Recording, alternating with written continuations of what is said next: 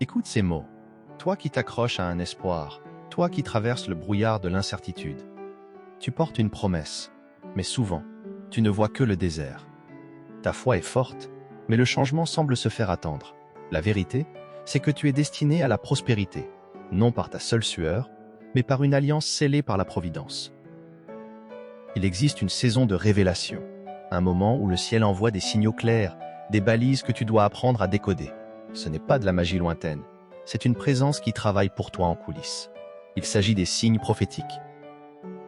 Tu crois en une force supérieure, mais comment reconnaître son travail dans le chaos quotidien? Comment activer cette assurance invisible contre le doute, le découragement et l'impatience? Si tu saisis les révélations que je vais te partager, je te le promets, l'attente se transformera en anticipation joyeuse. Tu ne seras plus une barque ballottée, mais un navire guidé vers le port de ta bénédiction. L'Écriture dit, « Le Seigneur ne fait rien sans avoir révélé son secret à ses serviteurs les prophètes. » Amos 2, verse 7. Le plan pour ta vie est déjà écrit. Il te faut seulement lire les signes. Es-tu prêt à décoder cet héritage? Écris en commentaire, « Je suis prêt à recevoir ». Reste bien jusqu'à la fin, car une prière spéciale t'attend pour sceller cette nouvelle saison. Nous allons maintenant explorer les vérités fondamentales pour fonder ta perspective non sur le visible, mais sur la réalité des indices divins.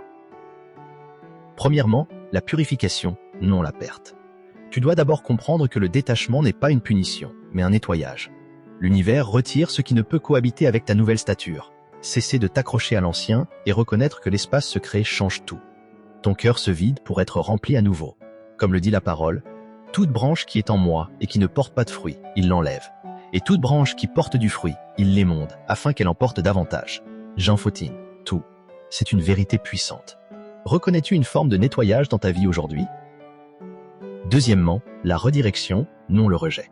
C'est apprendre que les portes fermées ne sont pas des fins, mais des indications de chemin. C'est changer ta frustration en confiance. C'est te fier à la direction invisible. Le monde te promet des raccourcis. La providence t'offre le chemin juste. Troisièmement, le désert, non l'abandon. Quand la solitude t'envahit, quand le silence est pesant, sache que c'est une saison de préparation. Ce n'est pas un lieu d'abandon, mais un lieu de formation intense. C'est là que l'onction est confirmée. L'Évangile nous dit, « Alors Jésus fut emmené par l'Esprit dans le désert pour être tenté par le diable. » Matthieu 4h1. Si tu as déjà ressenti cette formation dans le vide, tape « Formé » dans les commentaires. Quatrièmement, la paix au milieu de la tempête. Le signe le plus tangible de l'imminence d'une bénédiction est la tranquillité inébranlable qui t'habite face aux défis. C'est la preuve que quelque chose de plus grand est en cours de déploiement. Cinquièmement, l'intuition surnaturelle. Tu n'as pas besoin de te fier uniquement à ta propre logique. L'esprit te donne un discernement aiguisé, une sagesse pour interpréter les événements. Sixièmement, la faveur inattendue. Des opportunités, des rencontres, des aides surviennent sans effort apparent. C'est la confirmation que les anges travaillent en ta faveur. Ces gestes sont des arts, un témoignage que ta saison est changée. Septièmement, l'urgence d'agir avec foi.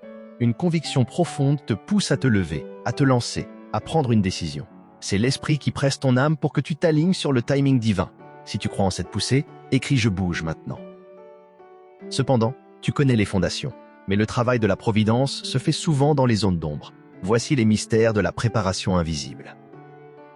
Le premier mystère est la construction dans le vide. L'univers ne t'annonce pas la fondation, il t'envoie les plans. Les moments où tu te sens le plus vide sont ceux où les fondations de ta plus grande œuvre sont secrètement posées. Ne maudis pas ces saisons de silence, elles sont la garantie de la solidité future.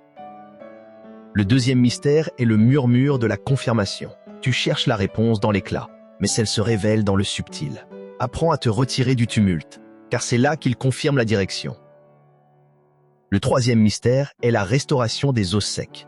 Si ta vie ou tes projets semblent inertes, l'énergie divine est la seule force capable de ressusciter ce qui est mort. Il ne demande que ta parole d'autorité.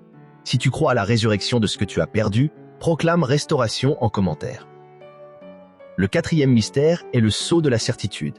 La préparation n'est pas une simple émotion, elle est une garantie. Les signes sont ton sceau, la preuve que tu recevras la totalité de la bénédiction. Le cinquième mystère est l'alignement des forces. La bénédiction n'est jamais pour toi seul. Le travail invisible aligne les personnes, les ressources et les circonstances. Les rencontres que tu fais, les hasards que tu observes, tout converge.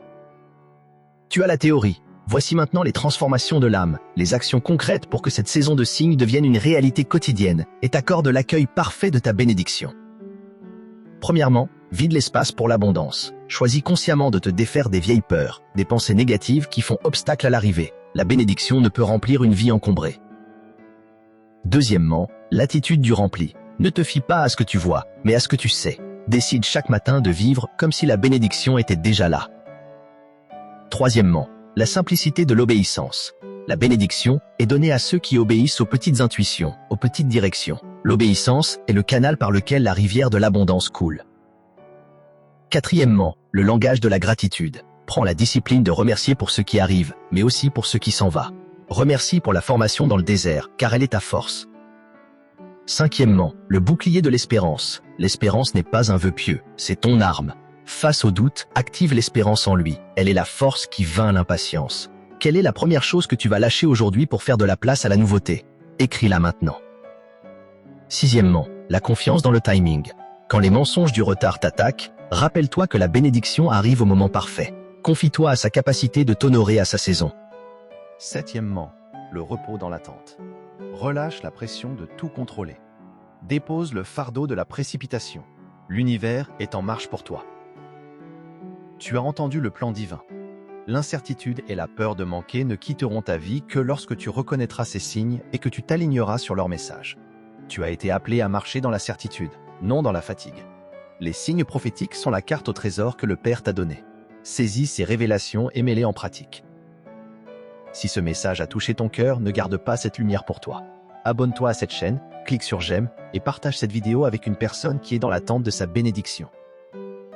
Maintenant, inclinons nos cœurs et prions ensemble pour activer la réception de cette saison de bénédiction. Seigneur mon Dieu, je me tiens devant toi en ce moment. Je reconnais que j'ai trop souvent ignoré les signes, me fiant seulement à ce que mes yeux voyaient. Aujourd'hui, je réclame mon héritage de révélation. Je te demande de remplir mon esprit de discernement. Je te demande de prendre le contrôle de mes pensées pour y faire mourir le doute, l'impatience et la peur. Je te prie de briser toute chaîne qui me lie encore à l'ancien et à l'encombrement. Sois le sceau de mon héritage et le gage de ma prochaine victoire. Je te demande de m'accorder la paix surnaturelle au milieu de mes tempêtes. Revêt-moi de ton fruit. Que l'amour, la patience et la maîtrise de soi soient visibles.